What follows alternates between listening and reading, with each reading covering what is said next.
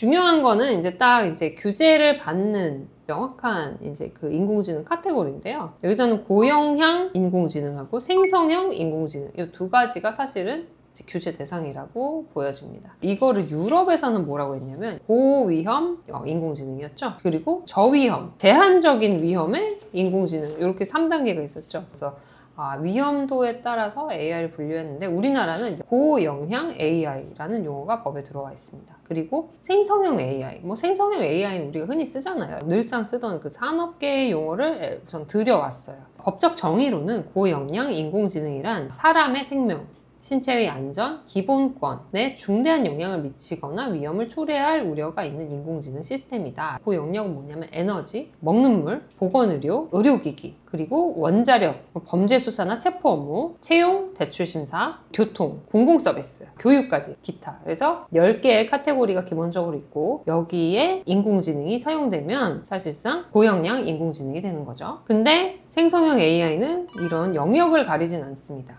방식만 규정이 돼 있어요. 생성형 인공지능은 입력한 데이터의 구조와 특성을 모방해서 글, 소리, 그림, 영상, 그 밖에 다양한 결과물을 생성하는 인공지능 시스템 말한다라고 돼 있어요. 그럼 이거는 분류를 하고 있는 어떤 영역이 없어요. 그래서 만약에 고영향 AI 시스템이 이제 활용되는 것이 에너지나 이제 먹는 물 같은 거, 채용 심사 이런 건데 거기에 생성형 인공지능도 쓰인다. 그러면 생성형 인공지능과 고영향 인공지능에 적용되는 규제를 같이 받게 되겠죠. 그 다음으로 이제 여러 가지 개념이 나와요. 인공지능 산업, 인공지능 사업자, 인공지능 이용자. 여기서 주요한 개념은 이제 인공지능 사업자 개념이에요. 인공지능 사업자는 이제 사업을 하고 있는 법인, 단체, 개인 다 포함합니다. 국가기관까지도요. 만약에 제가 계속적 반복적으로 인공지능을 활용해서 수익을 창출한다 라고 하면 인공지능 사업자에 해당할 가능성이 있습니다. 제가 무슨 법인을 설립한 것도 아니고 사업자 등록을 하지 않아도 그건 마찬가지예요. 여기에 이제 두 가지 카테고리가 있어요. 인공지능 개발 사업자, 인공지능 이용 사업자. 인공지능을 실제 개발해서 제공하는 사람, 그리고 개발해서 제공하는 서비스 사업자 둘 다 해당하고요. 그 다음에 직접 개발하지 않아도 상관없어요. 남이 만든 인공지능 시스템 설비를 이용해서 내가 서비스를 제공해도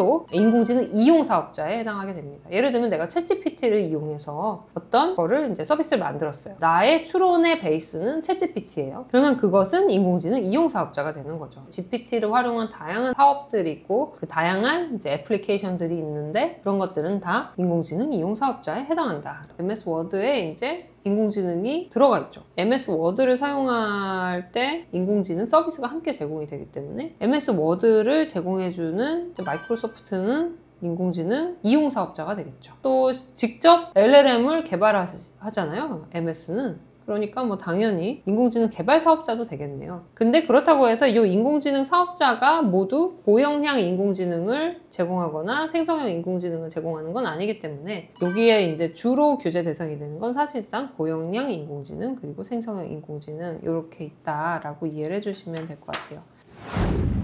인공지능을 개발하고 서비스를 제공한 사업자, 그러니까 인공지능 사업자는 어떤 규제를 받냐. 우선 제일 중요한 게 이제 31조에 있는 투명성 확보 의무예요. 챗봇을 통해서 대화를 할 때 이게 인공지능인지 아닌지 잘 알지 못하잖아요. 불만사항 접수하려고 딱 채팅을 했어요. 근데 그게 사람일 수도 있지만 챗봇일 수도 있단 말이에요. 이럴 때 우리가 이것은 챗봇입니다 라는 거를 이제 기본적으로 알려줘야 된다. 이런 게 이제 어떻게 생각하면 투명성 확보 의무라고 생각하시면 될 것 같아요. 챗봇 같은 경우는 여기서 말하는 고영향 인공지능이나 생성형 인공지능에 해당하지 않을 수도 있기 때문에 그런 것에는 이제 적용되지 않을 수 있죠. 다만 이제 여기서 말하는 투명성이 그런 의미다라는 취지고요. 또 이제 다른 맥락으로는 아까 이제 저작권 얘기하셨는데 결과물들이 이제 굉장히 잘 나와요. 우리가 이제는 이제 GPT가 만든 사진은 웬만하면 다 알잖아요.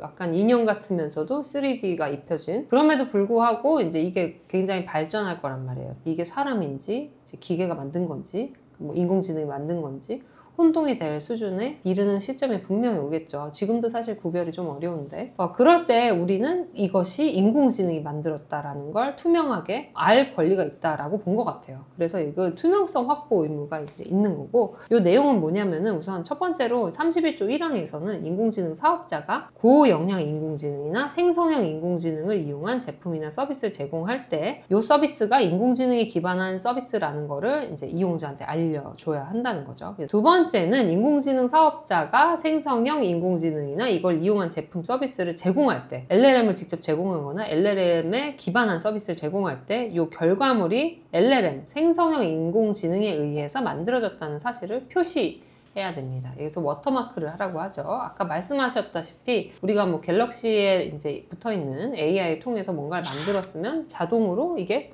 뜬다면서요. 이런 부분들을 이제 우리가 표시해야 된다는 거죠. 세 번째로는 이제 인공지능 사업자는 인공지능 시스템을 이용해서 실제하고 구별하기 어려운 가상의 음향, 이미지, 그리고 영상의 결과물을 제공할 때 이게 인공지능 시스템에 의해서 생성됐다라는 걸 이용자한테 말해줘야 된다는 거예요. 여기서 중요한 건 명확하게 인식할 수 있는 방식으로 고지 표시해야 됩니다. 우리가 영화를 막 보기 전에 만약에 처음에 딱 떠요. 이 영화는 인공지능이 만든 영화입니다. 할 수도 있고, 맨 뒤에 크레딧이 아주 이제 다 올라간 맨 뒤에 아주 조그맣게 자막에 한쪽 구석에 써 있는 경우도 있을 수 있어요. 어떤 게 더 바람직한 방법일까요? 앞에 시작할 때 크게 써놓는 게 가장 고지나 표시의 방법으로 정확한 거죠. 여기서 명확하게 인식할 수 있는 방식으로 고지 표시하도록 하고 있거든요. 하지만 이때도 이 결과물이 이제 예술적 창의적 표현물에 해당하거나 일부를 구성할 때는 전시나 향유를 저해하지 않는 방식으로 해도 된다라는 거는 이제 써 있어요. 가령 예를 들면 화면 내내 오른쪽에 이제 이게 뭐 인공지능 생성물입니다라고 이제 계속 써 있으면 보는데 방해되겠죠. 근데 그런 수준은 아니어도 된다. 하지만 명확하게 인식할 수 있는 방식으로 이제 고지해라. 요 이제 구체적인 내용들은 아직 이제 대통령령으로 정해질 것 같아요. 대통령령이 지금 아직 만들어진 상태가 아니고 대통령령 등을 만들기 위한 하위법령 정비단이 출범된 상태이기 때문에 나중에 그 대통령령하고 시행규칙 나오고 나면 한 번 더 이 말씀을 드릴게요. 그 다음으로 이제 인공지능 사업자는 이제 안전성 확보 의무라는 게 있습니다. 이제 그래서 안전성을 확보해야 되는데 이걸 위해서 우선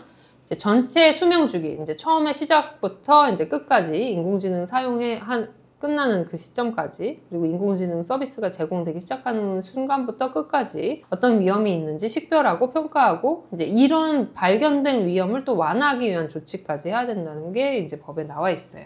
그리고 이 부분은 이제 위험관리 체계를 구축을 하게 되는데 하고 난 다음에 과기정통부 장관한테 이 내용을 또 제출하도록 하고 있습니다. 네 번째로는 고영양 인공지능에 대한 사람의 관리와 감독입니다. 이게 사람이 어떤 고영양 인공지능을 잘 관리하고 감독해야 되는 부분인 거고, 다섯 번째로는 안전성과 신뢰성 확보를 위한 어떤 조치 내용을 확인할 수 있는 문서를 작성하고 보관하라고 하고 있습니다. 이게 결과적으로는 안전성과 신뢰성을 어떻게 잘 확보할 건지 니네가 내부적으로 내부 지침으로 잘 정해서 잘 수행을 해라, 시행을 해라, 이런 얘기가 되겠죠. 근데 요렇게 하는 건 이제 사업자의 책무예요. 책무라고 돼 있으니까 책임과 의무잖아요. 근데 요거를 그러면 하지 않으면 어떻게 되는가? 과기정통부 장관은 여기에 대해서 이제 권고를 하도록 할 수 있습니다. 요거는 그러면 어떤 식으로 강제력을 갖는가, 그걸 한번 살펴보겠습니다. 우선은 이제 요게 위반한 혐의가 있거나 할 때는 사실조사를 할 수가 있습니다. 이 아까 말씀드린 고영향 이제 인공지능의 경우에 이제 제대로 고지 의무를 이행하지 않은 경우, 투명성 확보 의무 위반한 경우에는 우선은 이제 신고를 받거나 민원이 접수될 수도 있잖아요. 요 위반의 혐의가 있는 신고 또는 이제 민원이 접수됐을 때, 이때는 기본적으로 과기정통부에서 사실조사를 할 수가 있고, 사실조사 결과로 사실로 밝혀지게 되면 시정명령이 내려지거나 이렇게 할 수가 있어요. 시정명령이 내려지고 이 부분이 이제 시정이 되지 않을 때는 과기정통부에서 다시 과태료를 부과할 수 있는 이런 부분들이 있습니다. 그렇기 때문에 이런 이제 투명성 확보 의무와 관련해서 사전 고지라든지 이걸 활용하고 있을 때 이제 고지 의무, 표시 의무 이런 것들을 이제 잘 지켜주실 필요가 있고, 안전성 확보 조치 같은 것들도 잘 이행할 필요가 있는 것이죠. 그래서 이런 법 규정을 잘 이제 한번 살펴보시고, 내가 제공하는 뭐 AI 서비스가 있다 그러면 이제 법의 규제 적용 대상인지를 한번 확인해 보실 필요가 있을 것 같습니다. 그리고 이제 우리나라가 이렇게 이제 유럽보다는 완화된 규제 조치를 취하고 있고 이제 조금 더 산업진흥적인 방향으로 나아가고 있는 거는 저는 개인적으로 되게 긍정적이라고 생각을 하고요. 사실 이제 미국 같은 경우는 산업을 발전시키는 것을 굉장히 우선시하고 있는 국가인 반면에 유럽은 규제를 만드는 거에 더 뛰어난 곳인 것 같아요. 그래서 유럽은 사실 특별하게 자기들이 AI 서비스 개발하고 있는 사업자가 없고, 외국의 사업자들이 자기네 나라에 들어와서 AI 서비스를 할 거라고 생각을 하고 법을 먼저 만든 게 아닌가, 저는 이렇게 생각을 하고 있기 때문에 만약에 우리나라에서 우리나라만의 이제 발전된 AI 서비스가 더 발전하고 그리고 더 잘 방향을 잡고 사업적으로 이제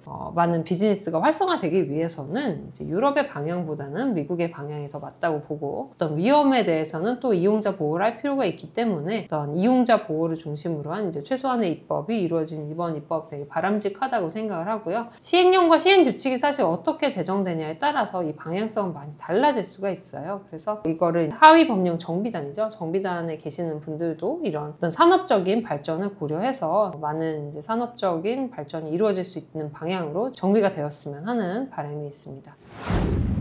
그래서 오늘은 이 AI 기본법에 대해서 한번 살펴봤고요. 제가 이 부분 오늘 이제 사실 우리나라 규제가 엄청 강하지 않기 때문에 이제 간략하게 설명을 드렸고, 다음 시간에는 제가 EU의 AI법 그리고 미국에서의 지금 발표된 프레임워크를 한 번 더 가지고 와서 비교를 해보는 시간을 갖도록 하겠습니다. 그러면서 이제 우리나라 앞으로 이제 규제 체계가 어떻게 정비될 것으로 생각이 되는지 한 번 더 제 생각을 말씀드려 보겠습니다. 예, 오늘은 여기까지고요.